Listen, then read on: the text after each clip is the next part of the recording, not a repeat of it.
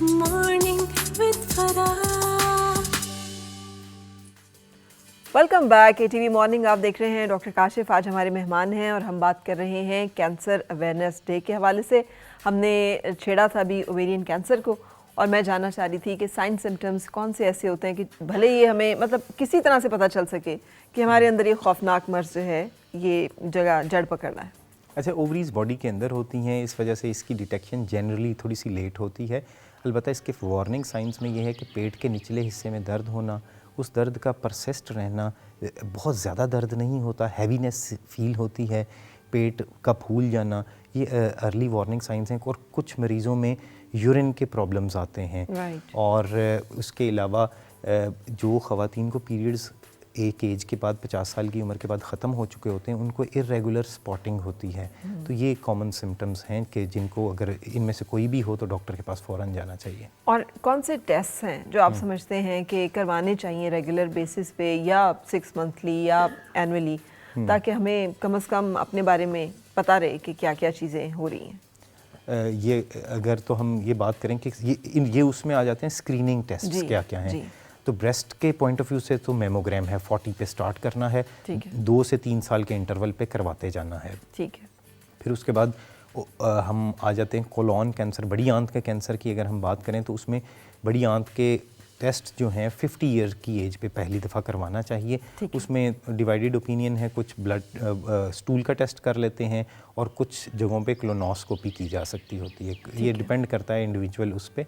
फिर कुछ हद तक प्रोस्टेट के कैंसर के लिए PSA लेवल एक ब्लड टेस्ट होता है, वो किया जा सकता होता है, लेकिन अब इसको किया गया है कि इंटरव्यू करके पेशेंट का और फिर एडवाइस करना चाहिए। और फिर उसके अलावा पैप स्मीयर है सर्विक्स के कैंसर के लिए, और ओवेरियन कैंसर के लिए तमाम पॉपुलेशन को तो नहीं एडवाइस किया जाता, लेकिन अगर किसी की फैमिली हिस्ट्री है तो वो अल्ट्रासाउंड करवा सकती हैं पेट का। जी ठीक है। लेकिन पेट का अल्ट्रासाउंड जनरली लोग करा ही रहे होते हैं। 30 साल के बाद ख़वातीन को यूजुअली कुछ ना कुछ ऐसा प्रॉब्लम्स है वो चल रहे होते हैं, तो उसमें ये इन चीज़ों के बारे में ज़रा अवेयर रहें।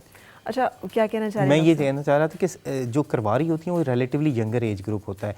ओवरी का कैंसर जो है अबव 60 होता है। Most common age is around 60 to 65, around it's above 55 के बाद होता है ओवरी का कैंसर। तो वो उस एज में जैसे वालदा की जो लोग जो वालदा हैं और मतलब ऐसी वालदा जो बड़े बच्चों की माँ हैं, तो उनकी यूजुअली ये वाली साइड जो है इसलिए निगलेक्टेड हो जाती है क्योंकि उन्हें लगता है कि अब तो मेनोपॉज हो गया तो अब तो हम ठीक है, अब तो कुछ मसला ही नहीं है। बिल्कुल एग्जैक्टली। और उसी वक्त पे ये मसला होता है। और उसके बाद जो स्पॉटिंग है ना, इसको ऐसे नहीं जाने देना, इसको ज़रूर इन्वेस्टिगेट करना है, जो इरेगुलर स्पॉटिंग पीरियड्स ख़त्म होने के बाद होती है। बिल्कुल सही। अच्छा, आप कॉलन कैंसर की भी आपने बीच में बात की है, उसके बारे में भी जरूर बताइए क्योंकि ये तो जेंडर बेस्ड नहीं है, ये तो मर्द और औरत दोनों को हो सकता है। हाँ, थोड़ा सा मर्दों में ज़्यादा है। अच्छा। और थोड़ा सा बैलेंस करता है बाकी जो ख़वातीन का ब्रेस्ट कैंसर की वजह से डेथ्स होती हैं।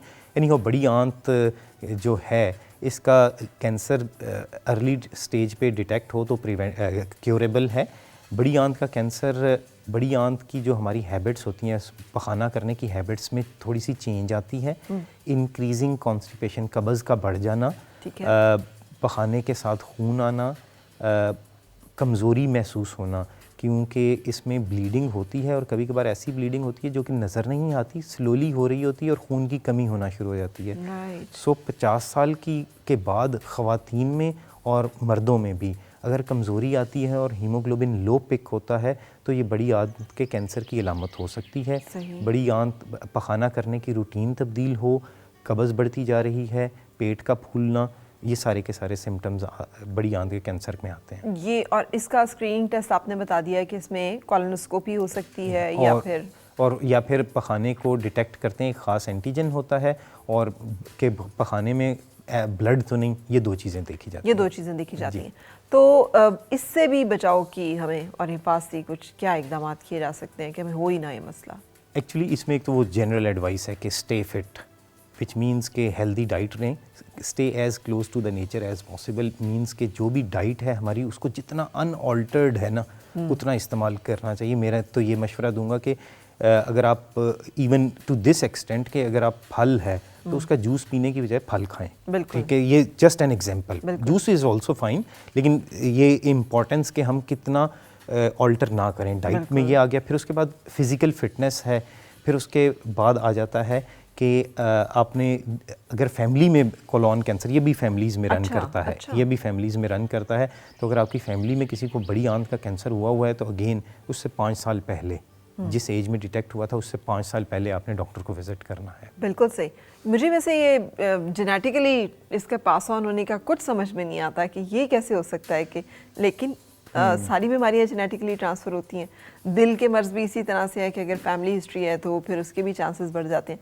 तो लाइफस्टाइल कहाँ पे जुड़ता है फिर, और ये जेनेटिक्स है, ये कहाँ पे, ये हद कहाँ पे ख़त्म होती है और वो कहाँ से शुरू होती है?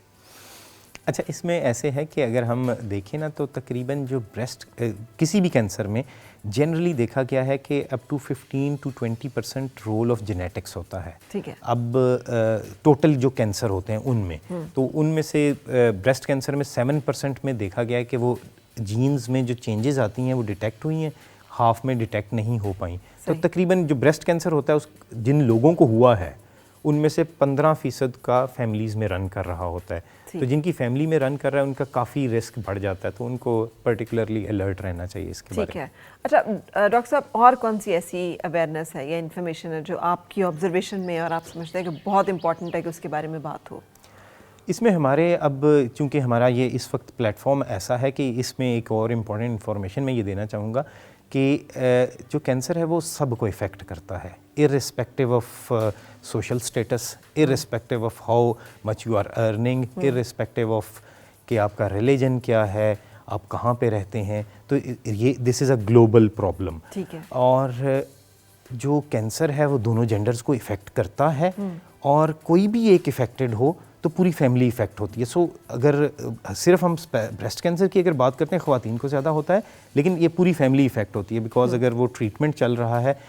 फिर उसके बाद एक और इम्पॉर्टेंट बात जो कि मैं कहना चाहूँगा वो ये कि हम सब का रोल बनता है, सिर्फ डॉक्टर्स का नहीं। जैसे आपने ये प्रोग्राम अरेंज किया, इसी तरह हमारा जो रिलीजियस स्कॉलर्स हैं उनको भी इसमें स्टेप इन करना होगा टू रेज़ द अवेयरनेस। और फिर इसके अलावा एक और मैं जो कहना चाहूँगा वो ये है कि इसको टैबू के तौर पे पेश नहीं करना चाहिए, और पर्टिकुलरली जो वल्नरेबल सेगमेंट्स ऑफ सोसाइटी हैं, जैसे ख़वातीन हैं जो कि थोड़े से बैकवर्ड एरिया से बिलोंग करती हैं, उनको आके बताना कि जी आई नीड हेल्प, कि मुझे मदद की ज़रूरत है क्योंकि गिल्टी बन गई है छाती में। तो ये जो सोशल स्टिग्मा है इसको हमें ख़त्म करना, इसको हटाना होगा। और फिर हुकूमत के लेवल पे और बाकी ऐसी पॉलिसीज़ बनानी होंगी कि जो कैंसर की ट्रीटमेंट है वो सबको अवेलेबल हो। और जो इस दफ़ा का मोटो भी है वर्ल्ड कैंसर डे का, वो ये है कि जो closing the gap in cancer cure, means कि कैंसर ट्रीटमेंट में जो गैप है मुख्तलिफ सेगमेंट्स ऑफ सोसाइटी का, उसको क्लोज़ करना चाहिए और सबको बेहतर फैसिलिटीज़ अवेलेबल होनी चाहिए। बिल्कुल सही। तो अब ये बताइएगा कि मैं प्रोग्राम के ओपनिंग में डिस्कस कर रही थी कि तो हमें पता है कि एसिडिक माहौल चाहिए होता है कैंसर को पनपने के लिए, बढ़ने के लिए।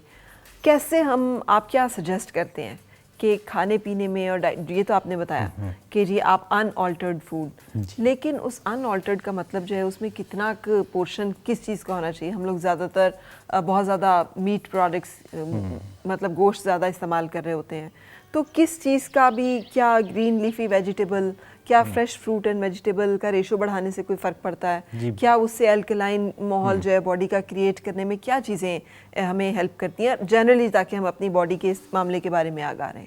अच्छा जी, फ्रेश फ्रूट्स एंड वेजिटेबल्स ये बहुत प्रोटेक्टिव हैं। रेड मीट जो है अगर उसको स्मोक्ड हो तो वो बुरा है, एक्सेसिवली सॉल्टेड जो है ये बुरा है। तो इसमें हमें अपनी जो बारबेक्यू खाया जाता है इसको पर्टिकुलरली कोलोन और स्टमक कैंसर के पॉइंट ऑफ व्यू से इसको लिमिट करना चाहिए और कोशिश करें कि अवॉइड करें। डाइट जितनी नेचुरल हो और एक्सेसिवली हाई टेम्परेचर कुकिंग जो है उसको कम करना चाहिए और लो टेम्परेचर कुकिंग को अडॉप्ट करना चाहिए, particularly being careful when frying and जो डीप फ्राइंग है, ठीक है, उसके पॉइंट ऑफ व्यू से तो ये डाइट में ये क्या चेंजेस हम कर सकते हैं। बिल्कुल सही। कुछ और साइन सिम्टम्स डॉक्टर साहब जो बहुत मैंने सुने हुए हैं, आई डोंट नो अब वो इम्पॉर्टेंट है कि नहीं, कि आपके वज़न में कोई तब्दीली हो रही है, वज़न कम हो तो भी आपने उसको देखना है। और नींद का क्या ताल्लुक है, क्योंकि ये जो हमारा एक लाइफस्टाइल है उसमें एक बहुत इंपॉर्टेंट हमारी स्लीपिंग हैबिट्स और हमारा ये भी है। तो ये अब एक जगह पे मैं ये भी सुन रही थी कि जो लोगों की नींद पूरी नहीं होती उनके भी जिस्म का जो है वो एसिडिक वो हो जाता है सारा सिस्टम या माहौल, जिसकी वजह से फिर मुख्तलिफ बीमारियाँ स्पेशली द कैंसर इसको जगह मिलती है कि वो फ्लरिश कर सके। एक्चुअली बिल्कुल नींद का बड़ा अहम है, ना सिर्फ नींद कंप्लीट होना बल्कि हमारे साइकिल का भी ठीक होना कि हमने टाइम पे सोना है और टाइम पे उठना है, इसका भी इम्पैक्ट है। और अगर कोई सुबह जल्दी उठता है तो it is very healthy habit, और फिर उसके बाद फिज़िकली एक्टिव होना again a very healthy habit. और after at this moment in time after so many weeks जो कि हमारे यहाँ पे पोल्यूशन का हाई रेट रहा, एयर पोल्यूशन का, ये बहुत बड़ा कंट्रीब्यूटिंग फैक्टर है। तो आज की ख़ास तौर पे सुबह जो was a very pleasant morning, और after so many days I realised कि आज वाली सुबह मिस करने वाली नहीं थी बिल्कुल भी, क्योंकि it's such a bright shining day today. और जो एयर क्वालिटी है आज बहुत इम्प्रूव हुई है। तो अब से मेरे ख्याल से मैं भी थोड़ा सा डिस्टर्ब था getting up early in the morning, but finding an environment के जिसमें एयर क्वालिटी बहुत बुरी है, which is again a factor which leads to दोनों दिल की बीमारियाँ और कैंसर का भी इंसिडेंस बढ़ाता है। जो एयर पोल्यूशन है, जो ये इंडस्ट्रियलाइज्ड एनवायरनमेंट है इसमें, तो ये I was finding it difficult कि इवन फिज़िकली एक्टिव होना भी। बट अब मेरे ख्याल से आगे जो मंथ्स आ रहे हैं they are going to be very much, temperature भी बेहतर रहेगा और साथ में एयर क्वालिटी भी बेहतर होगी। तो आउटडोर एक्टिविटीज़, फिज़िकली एक्टिव होना, getting up early in the morning और अर्ली मॉर्निंग वॉक जो है, ये ऑल कंट्रीब्यूट करेंगी हेल्दी लाइफस्टाइल में। बिल्कुल सही। Thank you very much doctor Kashif, आपने वक्त निकाला और कुछ बातें हम शेयर कर सके। डॉक्टर साहब ने जो बात की उसमें वही कि डॉक्टर साहब ने उसे कहा कि अनऑल्टर्ड आप जितना फूड लेंगे तो उसको 2 हिस्सों में तकसीम कर लीजिए, God made and man made. जहाँ मैन मेड कोई भी इंटरवेंशन आ जाए या उसकी प्रोडक्ट्स आ जाएं, कोशिश करें कि उनको जितना हम अवॉइड कर सकें और जितनी अल्लाह ताला की बनाई हुई चीज़ें उन्हें इस्तेमाल कर सकें। सो वी विश यू कि आप सेहतमंद रहें, खूबसूरत ज़िंदगी जिएँ। Thank you for joining us. Break लेंगे यहाँ पे और ब्रेक के बाद फिर हाजिर हो रहे हैं। और मिलके गुनगुनाए हैं गुमशुदा जो खुशियाँ सारी वो ढूंढ लाए, आओ फिर से मुस्कुराए मॉर्निंग विद फराह।